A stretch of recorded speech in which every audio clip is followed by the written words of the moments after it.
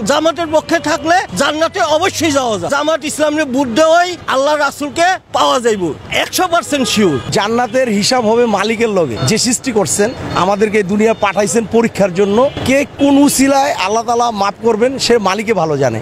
জামাতকে ভোট দিলে জান্নাতে যাওয়া যাবে, চরমনাইরে ভোট দিলে জান্নাতে যাওয়া যাবে, ধানের শীষের ভোট দিলে জান্নাতে যাওয়া যাবে কি যাবে না এটা মালিকের উপরে ফায়সালা। এইসব কথা যারা বলে আমি মনে করি সে ভুল কথা বলতেছে। এখনো সময় আছে, এইসব কথা আমরা না বলি।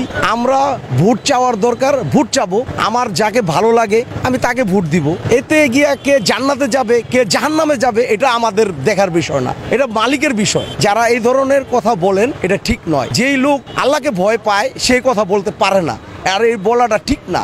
সবাই আমরা মুসলিম, আজকে আমরা মুসলিম হয়ে আমাদের কথা থাকতে হবে নবী রাসূলের কথা।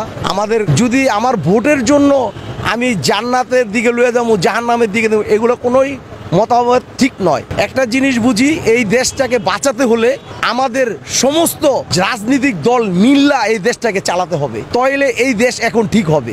আর যদি কোনো হিংসা দ্বন্দ্ব রাগ গোসা লইয়া এই দেশ আমরা কোনোভাবেই সুন্দর করে একখানে আনতে পারবো না এবং কোনো কাজ করে শান্তি পাবো না। জামাত যদি ক্ষমতায় যায় বিএনপি টানাটানি করবে, আবার বিএনপি যদি ক্ষমতায় যায় জামাত টানাটানি করবো, অমুক দল টানাটানি করবে।